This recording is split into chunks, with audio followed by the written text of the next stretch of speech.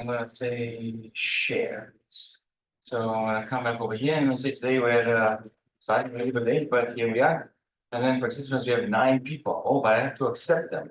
So Carla, Chris, and Ahmad, and then Blake, and Christian is need to admit. Now I have 9 people. Okay, very popular lecture. And then we both ended up late. Yeah. That happens. Correctly, that's, you just proved it. You just proved it. So, what am I trying to show you? I would like to show you the time to show that basically, but we are recording, that we are late. But Christian is still waiting. Can I say admit? Yes, I can. And the local time is something like 8:50.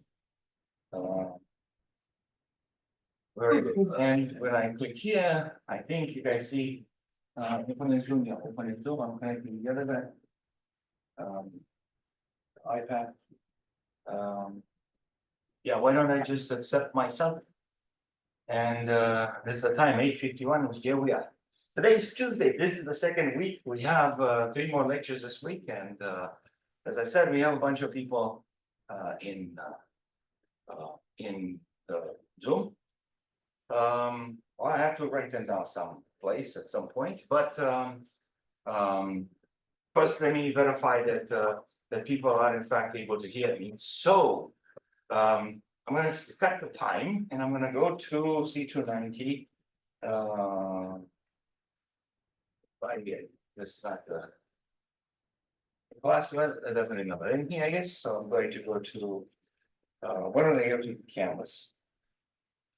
So once I get into Canvas, to be completely honest, I haven't tested if my sound is perfect. And I'm gonna say escape, and that's gonna go to, audio seems to be working fine. Another speaker. Well, am I muted or what? The big problem I have is I'm gonna this 111. All right, we are able to test this. And we just tested it. So I'm gonna go into Canvas, and of course from Canvas, I'm gonna go to the external website to chat. Good morning, you sound great, thank you. And I'm glad that you guys came in. So I'm gonna minimize the chat. I'm gonna minimize the participant. I say verify later, and that will take me to Canvas, I hope. I'm gonna click on this guy. Not that, but here, this, okay. And then this will be the website. So if I click here, then I have a what's new, there's some links. And there's a what's new that needs to be updated. So today I'm going to update this to indicate what I would like from everybody with respect to deliverables. You already know that the first set of deliverables was 1 or 2 Google Colab notebooks that contained either LaTeX to describe a problem, how the solution goes, or programs in Python that would give you a simulation, or that would give you the count, the actual count, which can be used to calculate the problem. And then we said we can also use Qiskit, we can come up with a circuit, we can run the circuit, we can get the state at the end. And that was part of the deliverables. So deliverables this week are going to be essentially what we discussed yesterday. I'm going to click on class notes, and I'm going to click on 25th. 25th, remember how I showed you a bunch of things about the diagnostic quiz yesterday? This is the actual diagnostic quiz. And then I showed you some notes from the past 2 years ago, which yesterday, as some of you tried, were not accessible to you. And those are still inaccessible. But I moved them here. And it's not really my goal to talk about them today, but we could. And so one deliverable for this particular week is to make sure that these things are in fact accessible to you, at least as an idea. If you had the time and the inclination to work through the matrices, which in principle you have to at some point, but maybe not in this class, maybe not now. This is this is how you put the answers to the diagnostic quiz in the Google Colab and submit. Then the second part is really the first case of quantum advantage. We have introduced yesterday 2 qubit gates, except I haven't posted this here. This is the slide from last week. And so yesterday we kept working on the multi-state formalism, practice to design to understand the circuits and there's Alisa coming in, to understand two proof diagrams such as this one. I said if you want a challenge, hey, this is a challenge, not that you have to go through this challenge, but any challenge that I give you, you can send it back and say, hey, do it for us in class. So this is a diagram that basically acts as a state diagram that can easily help you with the understanding of how that circuit at the bottom or any other circuit of made out of X and H gates is going to work. And so the challenges that I associated with this particular picture is that could you convert these states into actual formalism for the the math. This basically would be 1, this would be 0, and so on. And then can you add the transitions for the Z gate? Just as a exercise. Then I said, what did I say? That's it. I didn't say anything else. We did discuss this with some of you in actual Bob's house for individual interviews. But finally, I'm going to go on the 19. These are the meetings that we had, and we have some more. So I think the only thing that we haven't said is Chris Holmes, but I am not worried on account that he's in the Zoom. He was in the first Zoom in the very beginning, and I actually met him as well as Ms. Randall in person when they were here in Bloomington the week before class started. So I'm going to pursue that. Also, Rebecca is traveling, but she's going to be back. So I don't know. We have some date here stayed for maybe Wednesday, and then I was able to talk to Jennifer Wilson, but other than Friday, not Friday, we haven't been able to make much progress. But look, we're almost finished, and by now everybody has been to the Zoom. And in principle, I'm thinking that's really why we have so many people in the Zoom right now, because we slowly met one by one, and people got comfortable with the idea of connecting to this link and coming, watching, talking to each other. So let's see, where do I want to go? I want to go into resources. No, I don't want to go into resources. I want to go to students. So now, once again, I want to, before I get started with the 2-qubit gates and the first part of the bursting Vazirani, so I can get through bursting Vazirani and then show you that the second deliverable for the week, besides the diagnostic quiz in Colab, is in fact Qiskit code for bursting Vazirani. I'm going to say one thing that we try to work on when we meet individually is make sure that the links that are associated with your pictures are good. And I think for now, the only thing that I've seen so far, I haven't looked extensively, okay, but I just saw it yesterday in the interview, right, or the meeting, was here. I need to normally I come early and then I sign up in Gmail, but or to Google. I didn't, but now I'm gonna go very quickly. So then, sure, let's go here and show you what the submission was. And so if you look into week 1, that's what everybody has submitted. That's okay. But there is a place, and that's totally fine. I'm looking for something else. I'm looking for a picture. Where's the picture? I don't know where the picture is. Let me see if the picture is here. I don't know. Where was the picture? There was a picture of a notebook. By now I can't find it. Unbelievable. So maybe I'm looking in the wrong place, but I don't think so. So there was a picture of the derivation on paper, and then there's posted over here. So maybe I don't know where I'm looking like confusing something, but I guess I can show it to you. I did say yesterday, oh, that looks very good. Can I show it? Can I share it with other people? Maybe you have to open the notebook in color. No, it was a picture, an actual picture. So, like, for example, I have a picture over here. I take a snapshot and then I post that picture. Well, I guess I have to ask, but that's still a good idea. If you don't know what to do, if you don't have an iPad, if you don't write on PowerPoint or freeform, then you can just write it on paper if you want to post that. It looks so good. It was in blue ink, regular pen, and no, I can't show it to you. That's all right. Okay, so I don't know what happened with that because it looked very good. So now I'm going to say, look at some of the things that I posted. The notebook that we wrote yesterday is here. It's not that complicated. It's what we did in class. On the other hand, there are still two parts, like look at some matrices and look at some circuits, and the circuit is going to give you a different ordering. And this is a super simple circuit that clarifies the ordering. It's different in Qiskit from what we do in general. And then you can't use that notebook to take it and upload it. I mean, you can if you want, but you wouldn't know how it was put together. So this still makes sense for us to look into this, which has the individual entries, both the question and the answer. So you get the answer and the question as well as how to encode that.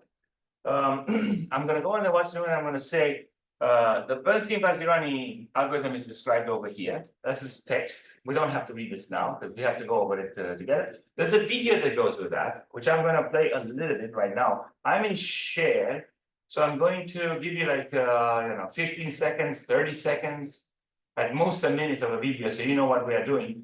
I'm going to say share computer sound. This will be high fidelity. And when I click on the video, this is going to be Abe Oswald. The classical computer that you have right now can do this in 6 tries. But what's even more impressive is that a quantum computer can do this in 1 try.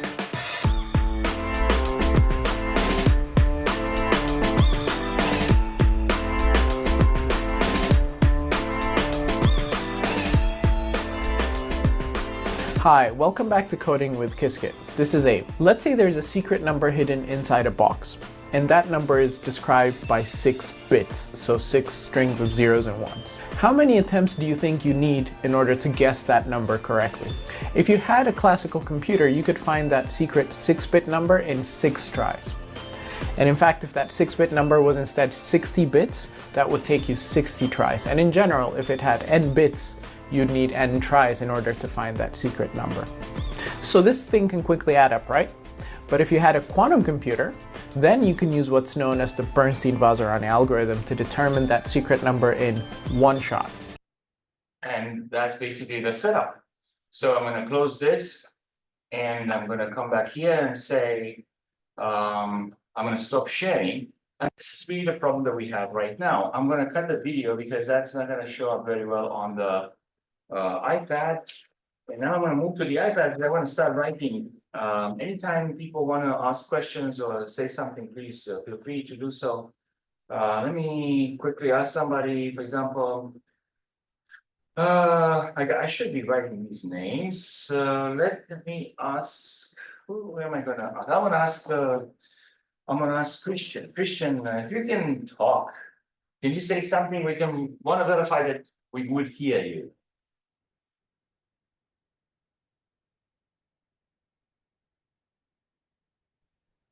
Hello? Yeah, that's good. We heard you. That's very good. So we wanted to verify that we can hear you. That's good. And so I'm going to conclude that people hear me, and in addition, if they wanted to talk, we would hear you. If you have questions, if you have comments, if you see me making a mistake, go ahead and say something or write something in the chat and I'll be notified. Now I'm going to start zooming from this other place. So I'm going to go to Zoom. I'm going to say share content. So on the, I want to share the screen, and you will see from Christian S that shows on the screen right now, it's going to be my iPad. But also, let me write down the names. Am I or am I not? Let me see, start broadcast. And there's my broadcasting starting.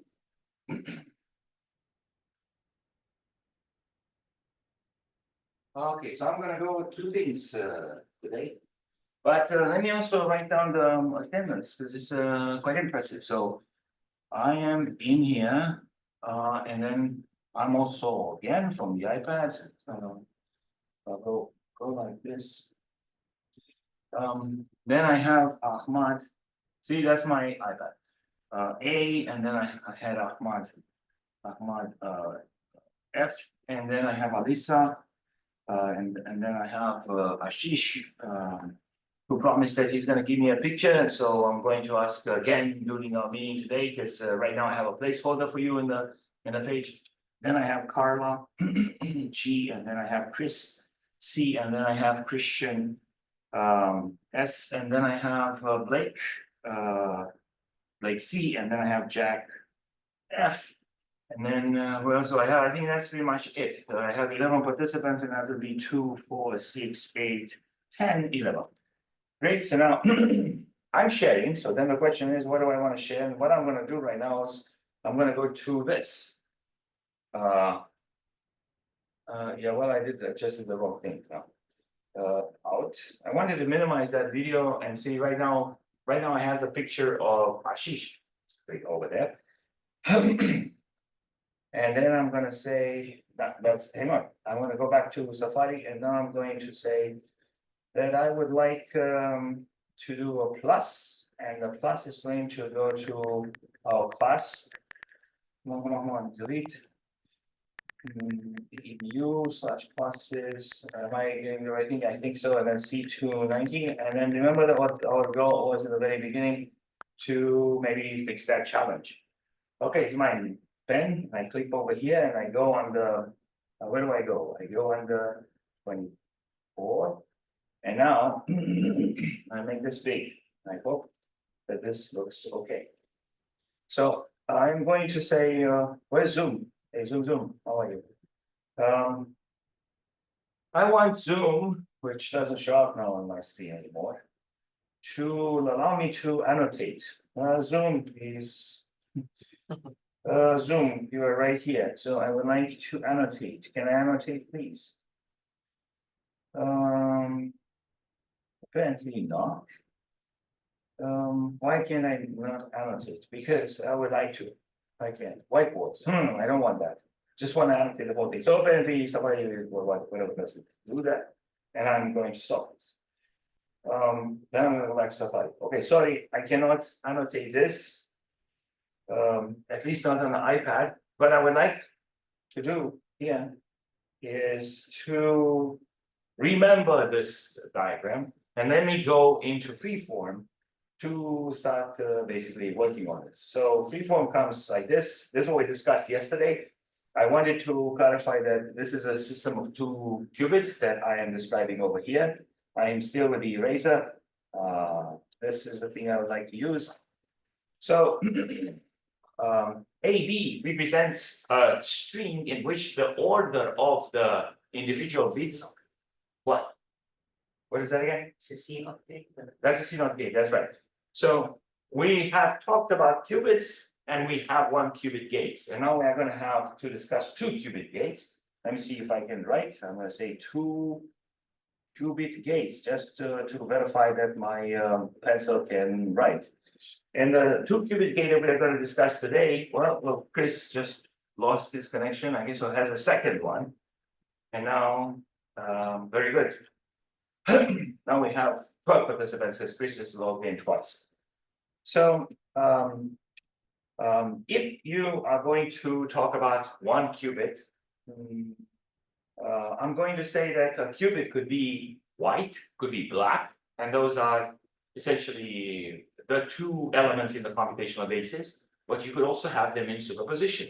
You could have them in superposition with equal likelihood of getting white or black. That's basically the plus state, white, black, and you have to use the curly braces. And if you remember on the other picture that we showed you, you had the misty state, like a little cloud, and we use curly braces for that. So that's a set operator. You say, I could get white, I could get black with some probability, maybe equal probability, if I were to measure. But until I measure, I have that state, which is a state of a mixture of some sort, a misty state, right? It's not clear how I could describe that. So then, if you say, if you have two qubits, well, one possibility for two qubits would be to say they are both white. That's one possibility. Or you could say they're both black, and I'm going to write them somewhere else. Okay. So you could say one of them is black, one of them is white. Okay, so I'm going to write white, black. These are system of two qubits, and they are in order. The first one, the second one, just like in our circuit yesterday where we have a Q0 and a Q1. But you realize that I could have a white followed by a superposition of white and black. Well, what does that mean? That's still two qubits, except the first one has a clear state. I mean, the other one is clear too. It's just that if I measure, I lose it. And the second one is a superposition. So what I would like you to consider at this point is that I can rewrite this state by the rules that hopefully seem intuitive to you as a multiplication. This is the superposition of white, white and white, black. So I can write this thing in two different ways. Either I say that the first qubit is white, and the second one is, I don't know yet, but when I measure, it's either white or black. Or I say that it's a superposition of either white or white black, depending on when I do the measurement. All right, so that's I'm going to start erasing this thing and say, I hope you understand what I'm telling you, and then I will talk about two qubit gates, and this was an example, this was another example. And then I take this example here, for example, come on, eraser, move with me. And then please understand that two qubits are different from a superposition of two states. And so I'm going to write this out in a second. If I have this, that is one qubit. And what state is it in? Superposition. But if I have this, I have two qubits. And this here is the same as black, white, because it simply says, what will I get if I measure? The answer is you get white or black. And yesterday you were asking me, is it black superposed with white or is it white superposed with black? And the answer is both. So this here is one qubit and happens to be in superposition. These are two qubits. And when you have two qubits, you are going to be very, very peculiar and specific about the order. This one here is the first qubit, and this one here is the second qubit. Then you say, how do I do this? Q0, Q1, if you think in terms of the Qiskit. And then you say, oh, wait a minute, that's backwards. And so some people are fans of Qiskit, some people are fans of this particular notation. And so Elmar was able to find a very intuitive meaning for that rule that they use in Qiskit, and fine. In writing, just so we don't go crazy, we're going to use this rule. Right, but when we convert to Qiskit, then it's the other rule. So I'm just going to say that white black in math is the same thing as black white in Qiskit, or 1-0 in Qiskit. All right, so I'm going to say, great. Let me erase this thing, and hopefully you understand. I'll repeat forever that a superposition of two states is not two qubits. A superposition of two states is one qubit in that superposition, and then two qubits are basically going to be like a string. So AB is not BA, and that's going on out. I also want to clarify the effect of the phase, which is just a simple minus on the superposition, and then also on a system of several qubits. So when I come back over here, I say, does anybody remember what happens when I have, let's say, three states on a superposition? This is one qubit. I mean, we have A, B, or C. So then if I put a phase on it, what does that mean? And our rule, and I can write this down very, very clearly so that we always refer to it, and you can write this down, and I can repeat it until we say, oh, we know this inside out. So I think Emma was just going to say that It's either A or B or C that has a face. yeah, it says, I don't know what you're going to get, but it will be with a phase. Therefore, if you want to move the phase inside a superposition operator, then you can, and each one of the outcomes will get a phase. You understand that if C had a phase already, now you get two of them here, and then they cancel each other. You have three, and then that leaves you with one, or you have four, and then you have nothing. So any even number of phases applied to something cancel each other, and if you have an odd number, then it's a minus. But if I had an ABC that is 3 qubits, I'm going to ask for a phase on all of that. Then it's almost like saying 3 times 5 times 2, and then the minus only belongs to one of those guys. Now, don't get too confused. I could say minus ABC, that's fine. And I could say it's A with a phase BC, or it's going to be A, B with a phase C, it's going to be A, B, C with a phase. And you know that that's not all. I mean, you could also say it's going to be A with 2 phases and B with 3 phases and C with no phase. I mean, I could make it as complex as I want, not that I have to. So I think that the last one that I wrote simply says you can go on and put phases which actually cancel. But if you just want a minimum set of possibilities, these are the possibilities. If you put a phase on a system of n qubits, then basically you're going to put the phase in front, on top, or on one of those qubits, which if they have a phase, then it's going to be canceled. So if I wanted to say that maybe there was a phase on C, then this has to stay throughout, right? And that's basically saying that the phase on C and the phase on the whole thing basically would cancel each other. in the case of a system of 3 qubits. So I'm going back to the eraser because now, after we introduce these rules, by the way, anybody can stop me at any time and say, there's a problem, this is inconsistent, or maybe this is a mistake, or can you repeat this? Let's start here. And if you don't want to stop it, that's fine too. So I'm going to say that this part just disappeared now.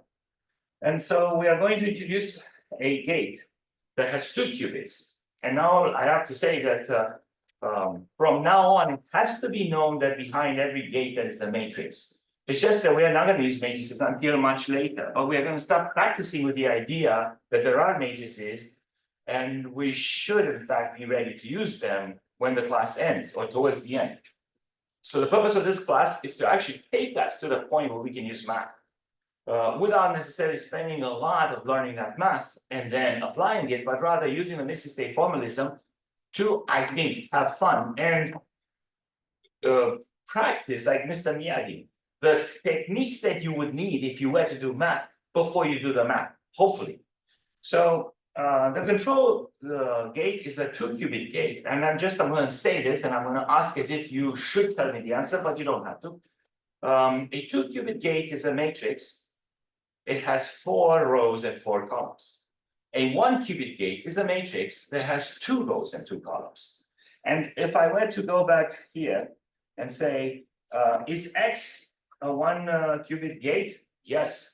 Does that mean that it's in fact a 2 by 2 matrix? Yes. How do we describe such a gate? We write 2 axioms. Can you tell me why we write 2 axioms? Why not 4, 6, or 3, or 2.5? Because we are describing the columns of that matrix. So you don't know that, and maybe you wouldn't be able to tell me. But if I tell you, you're now warned that we are doing the matrix calculation, but not as a matrix calculation.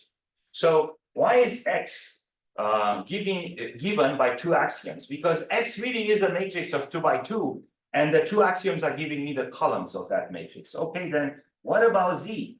Z is also a matrix of 2 by 2. Nobody cares about those matrices. I mean, we don't right now, but I warn you that they are there. And when we have to use the matrices, then we will have practice with their columns without realizing. So what is the identity? What do you mean by identity? In this case, yes, it's Just 0 is 0 and 1 is 1. that's correct. Identity is 0 and 0 and 1 is 1. The identity is the wire. The wire. Let's just go through. So identity is so simple, I'm not going to write it in here. But I do have something to show. I took all the pictures from Terry Rudolph up to this point, and I put them in the lecture notes of tomorrow. And I put 1 or 2 sentences for each as a caption. One of them has a 2 for the second qubit in one circuit, which is the identity that you're talking about. And so when I show you, I'll remind you that. So Z is described as this. You take the white and you don't touch it, and then you take the black and you put a phase on it. Again, these are 1 qubit gates, which means that underneath there are 2 by 2 matrices. And when we write the axioms, we actually produce 2 because there are 2 columns. So the next one is going to be H. Now, H is the very important one. He calls it Pete. We talked about white. And H of white is going to produce a superposition of white and black. So this is the first mystery of quantum mechanics, and there you go. We now sort of manipulate those with some confidence. You know, when you say it's not clear exactly what that means, and the debate continues. A superposition, not as much as entanglement.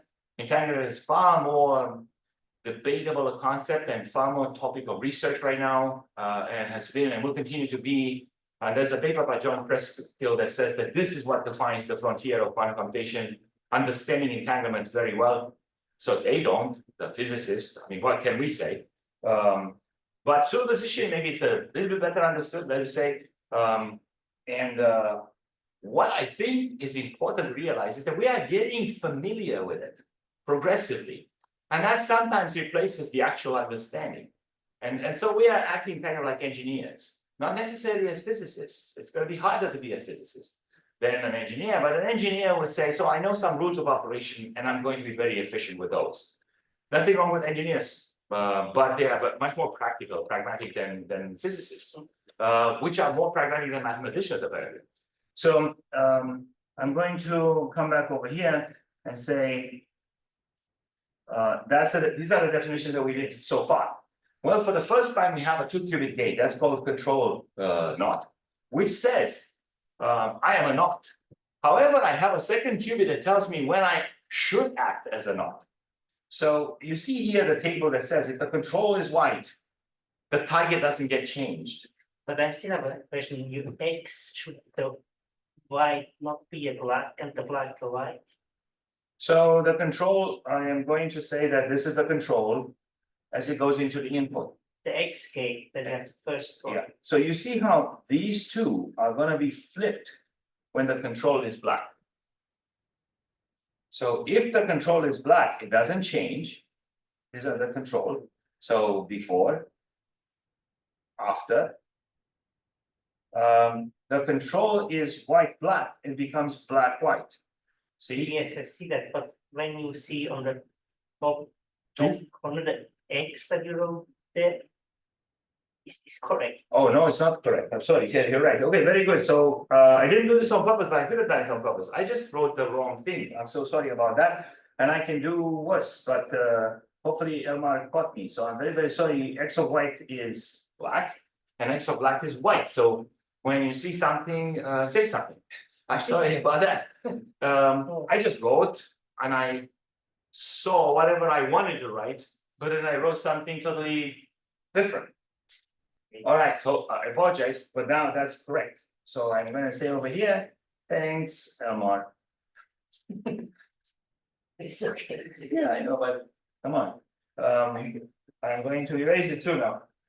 Yeah, thank you. But thank you very much for telling us. So, hey, I'm gonna make more mistakes, please, understand, I don't want to, but I will. And when I make them, will you please catch me and tell me to stop doing that. So the target and the control behave as I indicated. I guess I'm done with the control knot. This is how it behaves. So, for example, if you have a control of white and the target is white, then the control stays white and the target is white.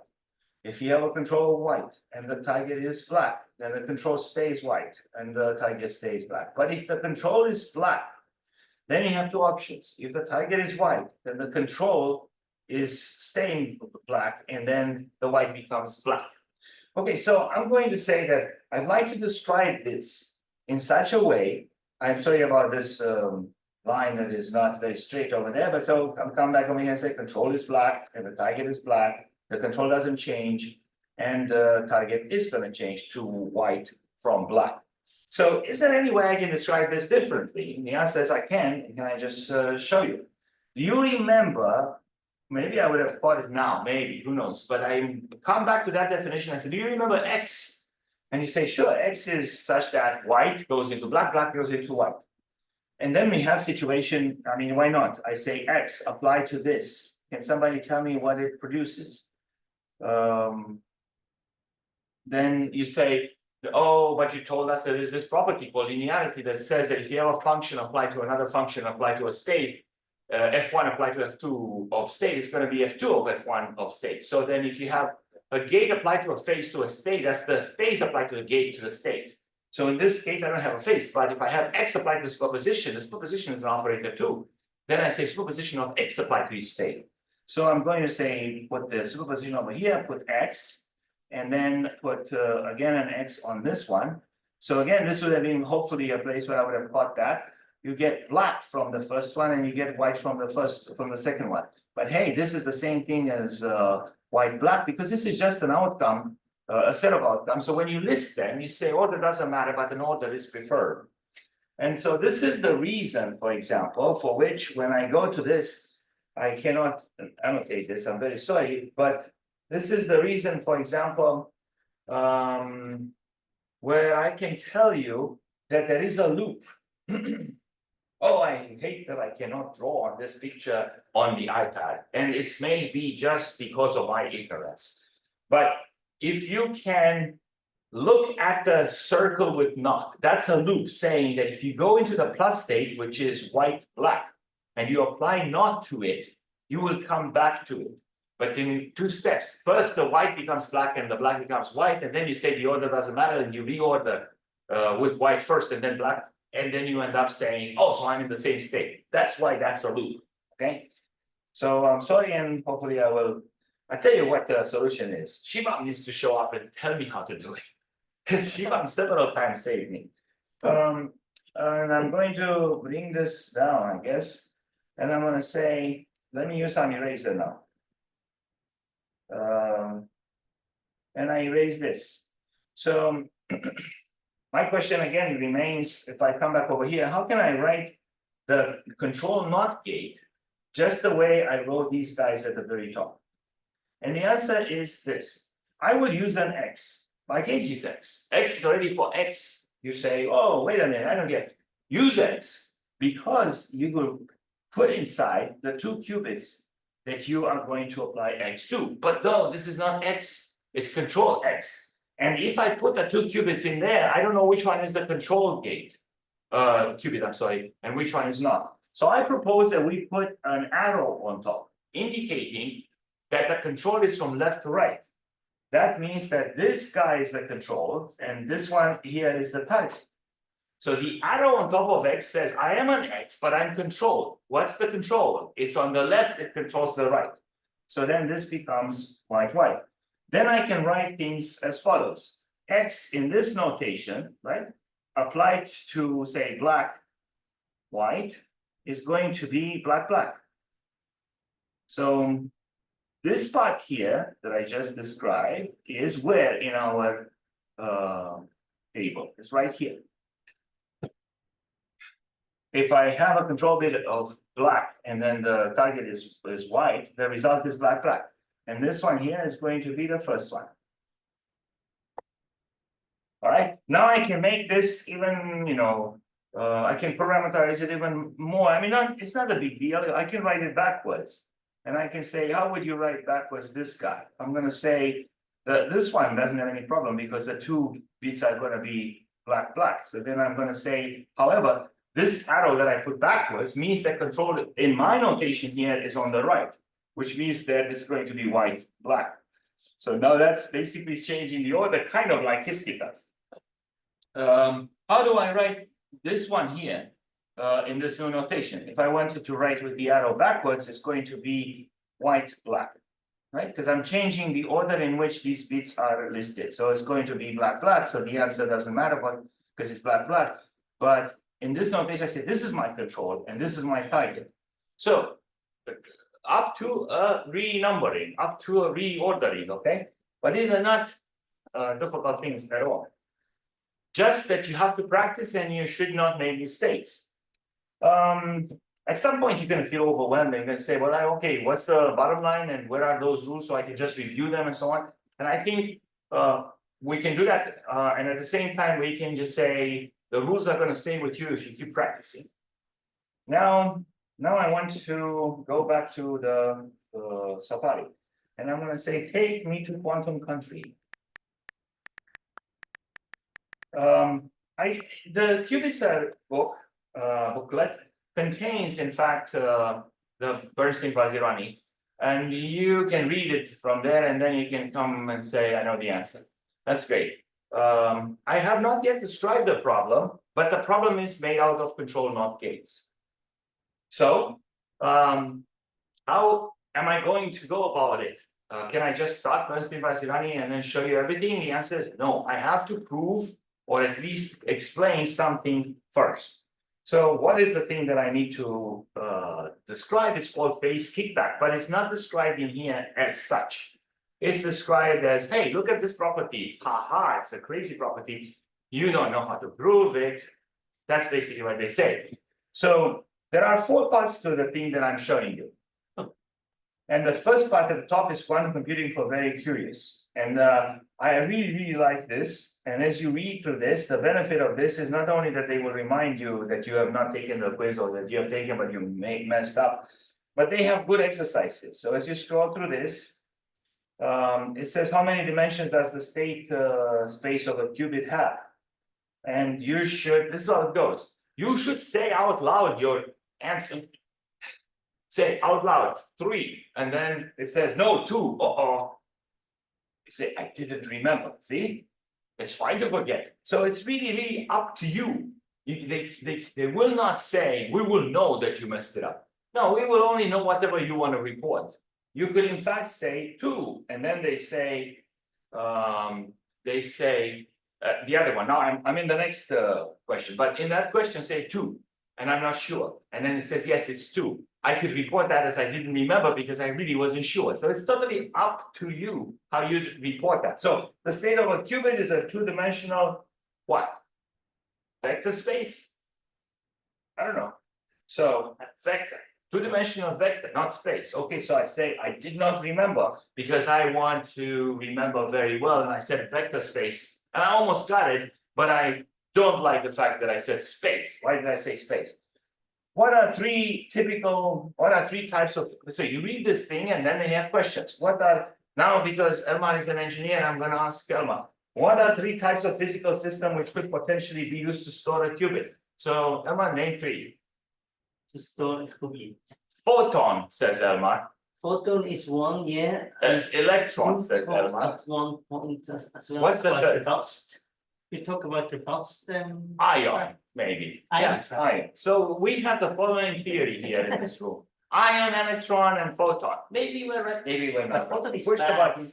It says electron, photon, and then atom, not ion. But then an ion is an atom that lost something. And so we say, I do remember that one. Now I report as remember because I got it very close. So it's up to me. I don't want to give up on this. And so you move on, and it's really fun because it's up to you. And as you go, honestly, lots of things. Nobody says misty states or any fancy stuff. It's just the real math, but slowly. Then you get to the point that I want you to get to, which is 2-qubit gates. And the first 2-qubit gate is going to be the control knot. And the control knot has this property. Remember that if you are sending a control bit qubit and the target qubit, then the target will be flipped only when the control is 1. So what's the property again? You will flip the target when the control is 1. Does the control ever get flipped? No. If it's 0, nothing changes. If it's 1, the target changes. So they say, okay, here's the notation that, by the way, you could relate to at this point, except they are going full blown. Here is not of 0, not of 1, and that's how we work with. And then they say, but the reality is that it's not of alpha 0 plus beta 1 is in fact beta 0 plus alpha 1. So the matrices are giving you more. But remember that Terry developed this so that he could tell the full story to people who are 6th grade, 7th grade, 8th grade. And they were in a summer school in London with Pete. Therefore, he didn't say Hadamard gates, he says Pete boxes because Pete was in the room and he was in charge of them and it was most exciting to relate to Pete. And Pete has built many Hadamard gates in many implementations and modalities. So in this class, we are going to provide a moment that is called, we call it break-even point, where I can come up with a circuit that will break under the misty state if I calculate without any coefficients. So at that point, I say I have to bring the coefficients in. And Terry agrees with this. It's just that he can always avoid situation of this kind by some clever situation, which people reading his book are not going to be able to generate forever. So we will have to add something to the misty state formalism, and I'll call it the standard misty state formalism, which will really bring us closer to the math. This will particularly show up in teleportation. So as you go through this, by the way, you can read this if you want, but you don't have to. My only goal is to go to the point where the control knot gate is introduced, and they will hope to shock us by giving us a property that is just backwards. So once again, I would like to remind you that a control not gate is a control and the target, and the control never changes, right? In our axioms, if it's 0 stays 0, if it's 1 stays 1, but the target changes if the control qubit is 1. And as I scroll down, here's basically the same approach as we had before. 1 qubit gates. This is a matrix for X. This is a matrix for Hadamard. And then calculations, it introduces more things. What is a unitary and how do you, what exactly, how do you represent the rotation? And how do you prove that it's a unitary and what does that give you? And the truth is that because all the gates are unitary, then quantum computing is reversible, which is not the case with the classical computing, but it can be made reversible. All the gates that we have in, if you add extra outputs, then you can make it reversible, but that's not the property. I mean, that's not something we'd like to work on.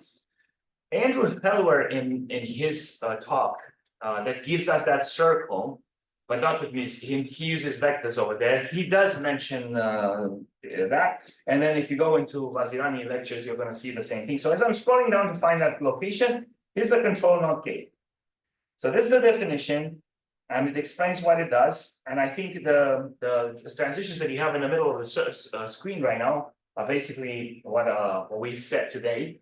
That's 0, 0, and then they put the control bit on the left here. Right, and I said it could be the other way around in Qiskit like that. So 0, 0 becomes 0, 0, 0, 1 becomes 0, 1, 1, 0 is 1, 1, and then 1, 1 becomes 1, 0. And as you scroll down, there's more explanation and whatnot. And then they say, and now because we have control not, we can entangle qubits. Excellent. We're going to do this later this week.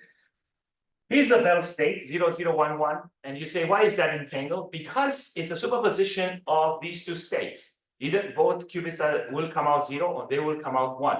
And when you measure, you don't know what you're going to get. But when you measure one qubit, then the other one is going to be in the corresponding state.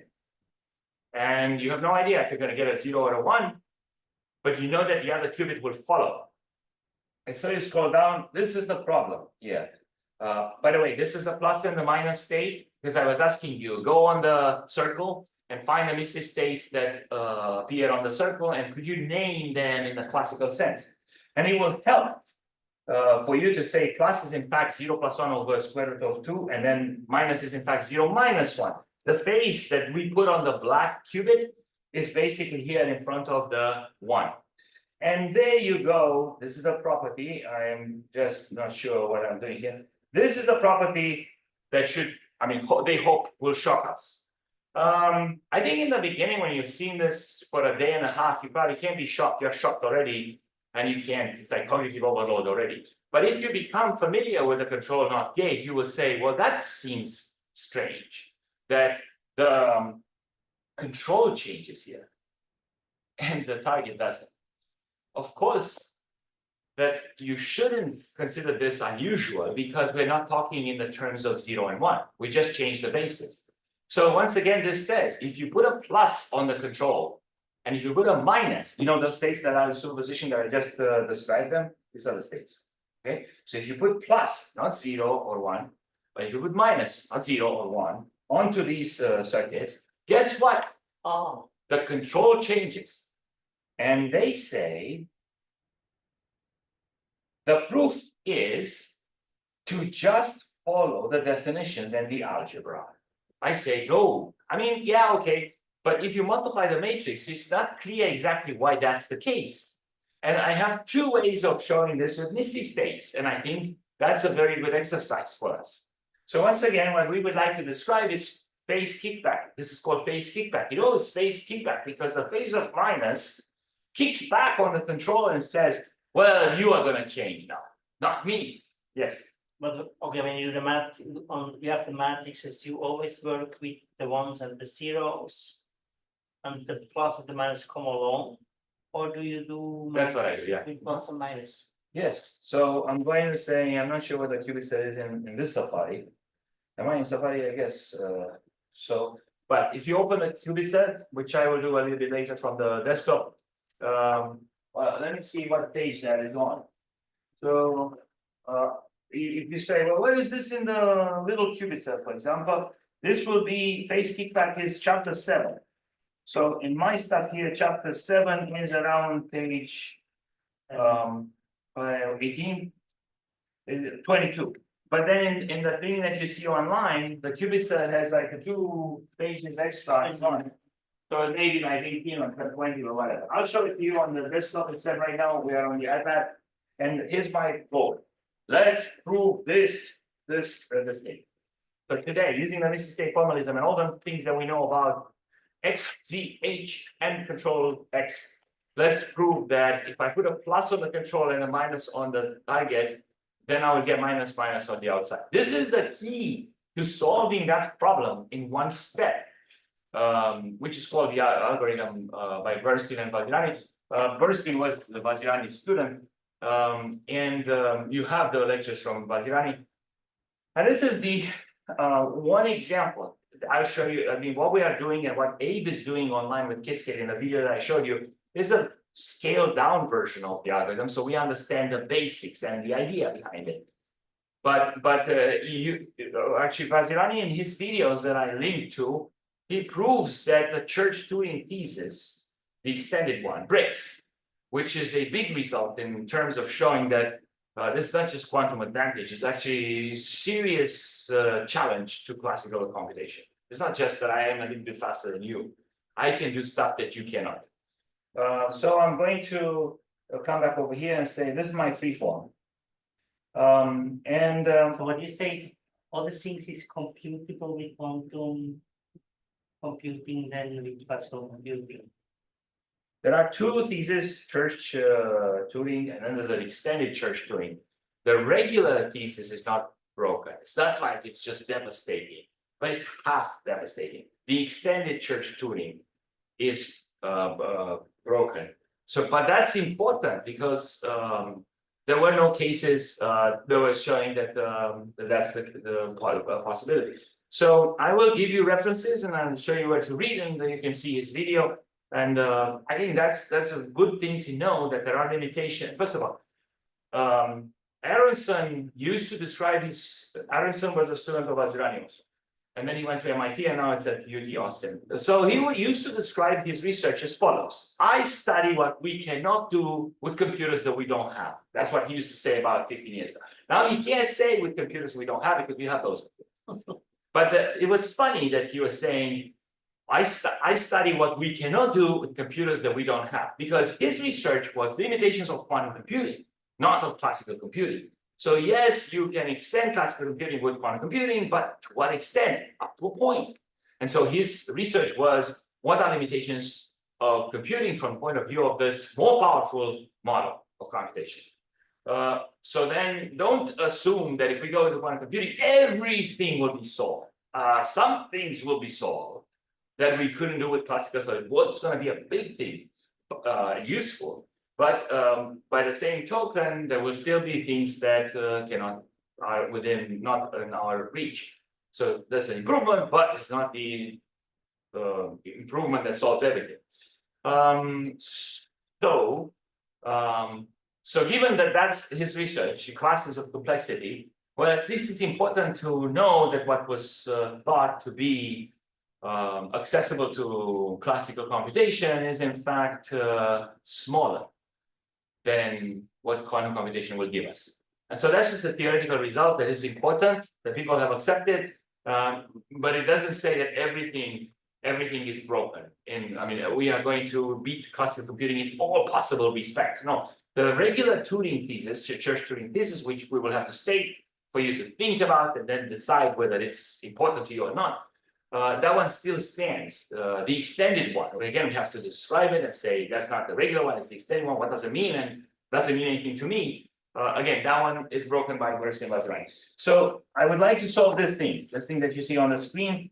And I'm going to come back over here and I say I have 15 minutes. And so what should I do now? I could just move this up. No, it's maybe like this, right?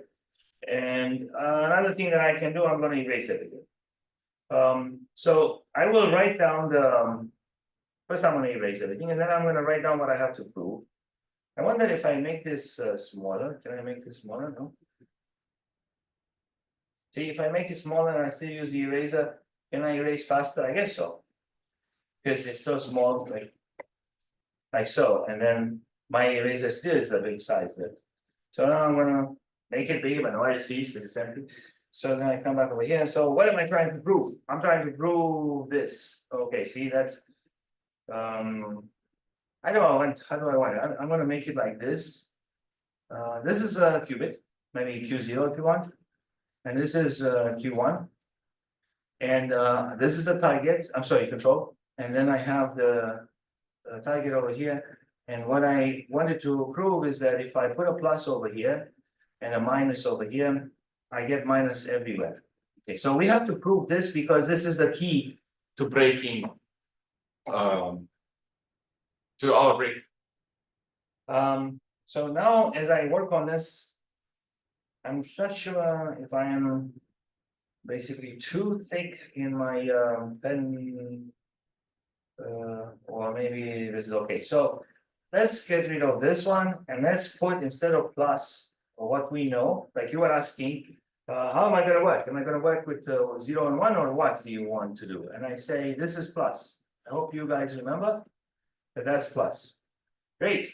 And so what's the other one? The other one is going to be minus is black and sorry, white and black with a face. So I'm coming over here and I say this is what I'm putting in. Because this is minus. You say, well, could you just put plus and minus still? Because I mean, it would help me. So I say, fine. I'm going to say plus is equal to this, and then minus is equal to this, and this is why we have to switch back and forth because the world is doing that math, and we want to learn this simple system that actually is piggybacking on the real math. So to talk to people in the real world, we have to convert easily, and that's not bad if you get into the habit of doing this. So I say, take a circle and label it with the actual states. Very good, easy exercise. And if it's not easy, then you need the exercise. And then I'm going to come back over here and I'm going to say, this is an eraser for this. Now I don't need to say minus because you will recognize it. This is going to be a superposition of white with black with a face on top. And then I'm going to erase this one too, and I say that's the same thing that happens on the bottom. I have to show that out comes the superposition of white and black with the black as a face. So now I'm going to say, how do I describe the state right here? I'm going to talk to Elman, and Elman says that state has 2 qubits, Q0, Q1. Let's go with our rules, right? Not Qiskit. So I'm going to say that at this point, the state is going to be, I guess I'm going to say plus, minus, right? I go top bottom, which I sometimes write plus, minus like this, which really I would like to write as white, black, followed by white with black with a face on top. So is this a system of 2 qubits? Yes. What is the state of the first qubit? Superposition. What is the state of the second qubit? Also superposition, but there's a face in there. So now I'm going to ask myself, how can I write this? And one option would be, which is what the booklet does, just do the calculation exactly as there are 4 possibilities, just like you were to do FOIL for pre-algebra. White, white, and then you can say black, white. So I multiply both. Maybe I do it this way, backwards, whatever. So white with the first, black with the first, and then I have white with the second, and then that's the second. And then I have white with I'm sorry, black with the black with the face. Okay, so that's the superposition of the 2 qubits that we have in fact looked at. I can unravel this. It's a superposition of 4 states, each state being actual 2 qubits in 0 or 1. Okay, this may be useful, and the book does that. But I could also say that you know, I could just take this out and say, I don't want to do it like this now. So okay, then how do you want to do it? I'm going to say, for example, that I will put white, which is this guy here, multiplied by white, and then so here's the pair of 2 qubits. The first one is white. I take the white out of the white black, and I multiply by the superposition. I don't unpack that one. And the second one is this. And I put the same thing underneath, okay? So is that clear? Is that something that you accept? I'm saying, yeah, I took the first one and I multiply by the superposition, which I keep together. And then I take the second one, which is, this is the second one, and I multiply the whole superposition of the second cubic. So I say the first cubic could be white and the second one is the superposition, or the first cubic could be black and the second one is that superposition, same thing, right? So now I'm going to say, let me remind you that I have learned some things about phases. So then while the first one is white, followed by the superposition of white and black, the second one, I am going to write it as follows. I'm going to say, here's my black that you see over here, see? And here's the other thing. And that's what I have currently. And I say, I've learned that if I put a phase on this and a phase on this is the same thing. So 3 times 5 is the same thing as -3 times -5. That's the basic idea here.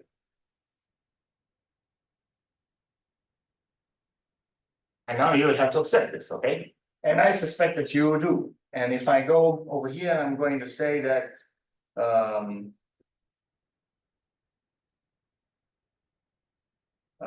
I'm going to write exactly underneath. Nothing happens in the first one. But on this one, I'm going to say keep the black of the face, and then move the phase inside the superposition. Okay, now Elma told us about an hour ago that if I have a phase over the superposition, then the phase has to be applied to each outcome, which means that I'm going to have a white with a phase, and I'm going to have a black with a phase that has a phase on top. Right? So then I'm going to say, okay, but now I'm going to tell you something, that if I write this again, this is white, because this one, the first one is good already, and I keep carrying it because at some point it's going to combine with the other one, but I'm not ready yet. This guy is going to be that first possibility, white with the superposition, and then the second case is going to be negative black, which I didn't have before, but now I do. And please let me fix the faces. That's going to be this, and then black. I'm sorry, I dropped a comma over here.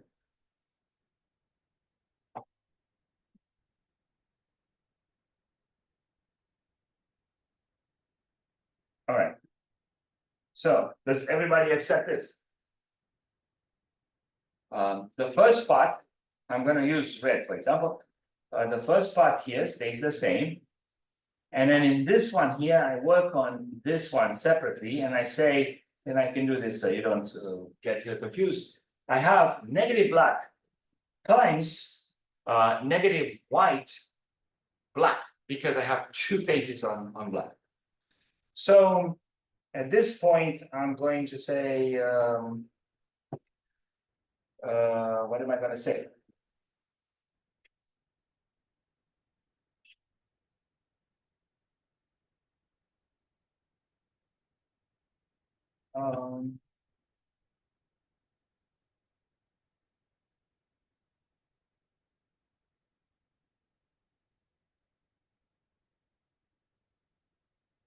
I am not sure what I'm doing here. Oh boy, I think I messed up this thing, and I don't, I'm not doing the right thing over here. So I have to go over this again. So white with white, black with face, and then black times white with face. And so what I would like to do is to get black with face somewhere, and I thought I'd get it over here. But why is this not able to become this one? That's the thing that I would I'm asking myself. So then I guess I thought I got it, but somehow I followed my notes of yesterday just messed up. Doesn't look good at all.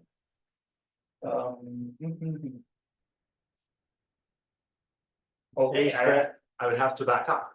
What? You to when you write in first line the black with the face, that then in the to position as well, have to be a face in the black. Yeah, so maybe I made a mistake somewhere. I think Uh, it, Let's just go slowly. So I have plus minus, so 12, plus minus here, like here, and I multiply plus with minus. And then I say I want white with this guy, and I want black with this guy. And so I'm fine with this. And then I said I'm going to apply a face, just a second. A face, I'm gonna put it over here. Okay, that's almost erased it.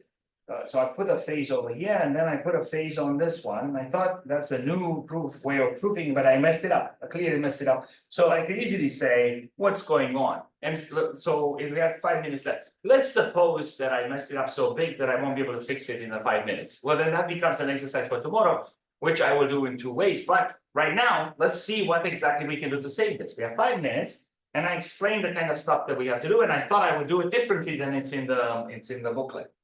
So then I come back over here and I say, I'm gonna put a phase on this guy here, and I'm gonna put a phase on this one. So then that's gonna make not black and then not minus, so to speak. And that's gonna put a minus on the white, and the black is gonna be as it is. And that doesn't look good at all. And I don't think this is going to take me where I want to go.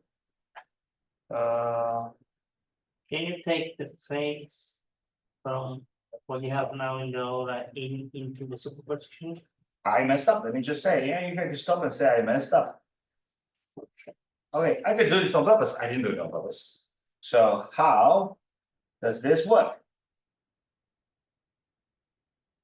Okay, so I could just say, for example, I don't know right now.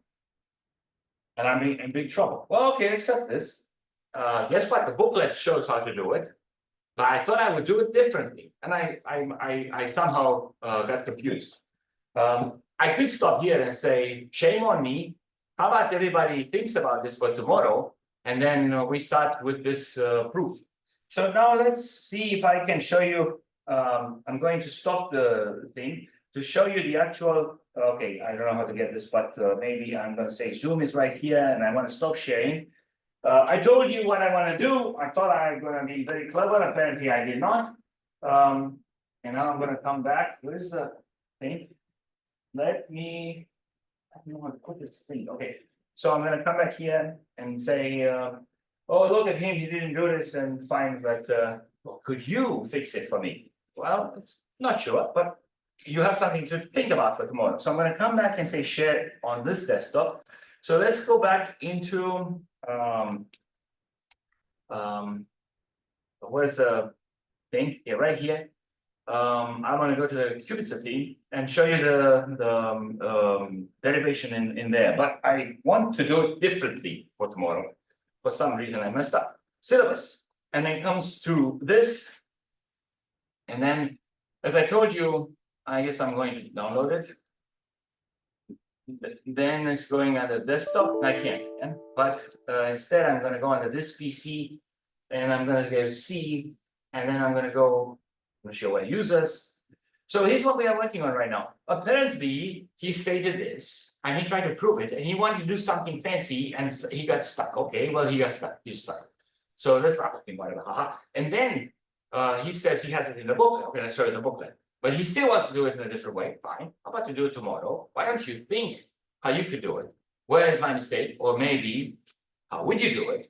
And then at least we have some target for tomorrow, right? So I'm going to come back here and say the German, and I'm going to go onto the desktop.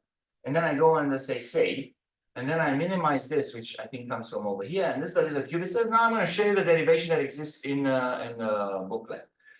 That derivation in the booklet is a little bit hard to follow because at some point, just like I thought I had this clever step, I have to invent some terms which cancel each other so I can then properly combine them. So if I were to just show you base kickback here and just talk about it, I don't think you would get convinced. But because I messed up, you could go here and say, haha, maybe he's messed up in the booklet too. Wouldn't that be funny? And in that case, you could just take your pencil, go through this, and say, let's prove him wrong a second time. If you can't, then maybe this is right. then I can come back and solve the first approach in this new way. So I'm gonna come back over here and I say, this is the derivation. Let's just follow this so you see how to understand this thing. The control is on the left, and you're gonna have white, black times white, negative, black. And when you multiply, it's gonna be white, white, white, negative, black, black, negative, black, and then black, white. So you get these things over here.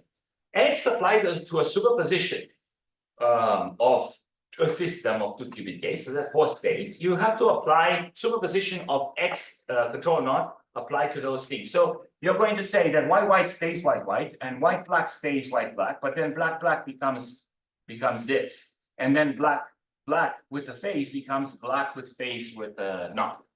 So then here my question is, how do I rearrange these?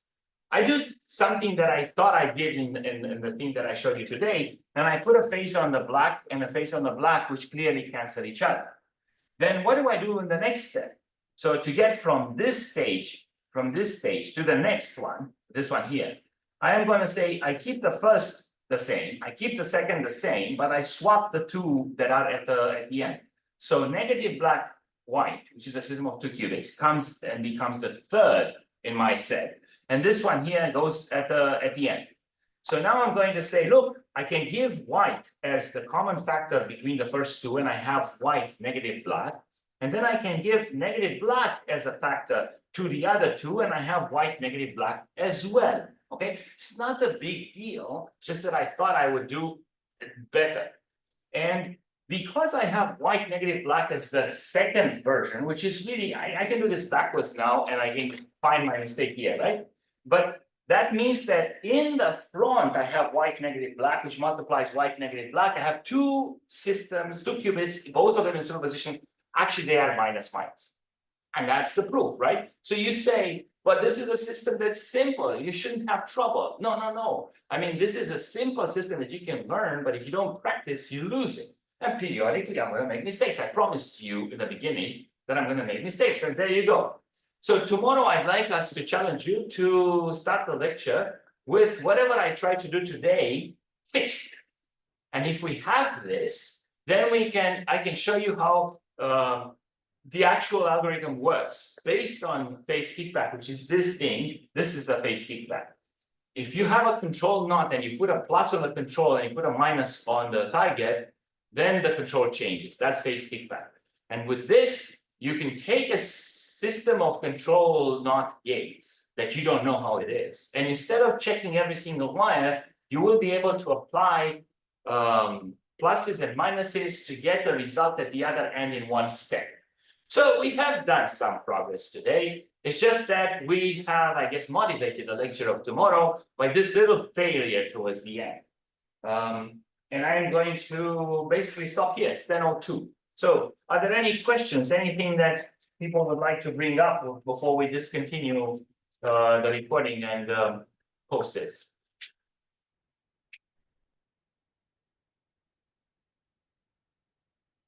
So I should wait until somebody says something, or I could say, well, because nobody says anything, that means there probably there are no questions. Well, thank you very much for your patience, and I look forward to tomorrow. All right, have a good day. Chat says, what does the chat says? Thank you. I thank you too.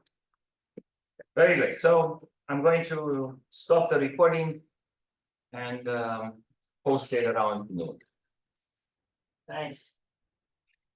I guess that's one word to describe it. That happens. So recording.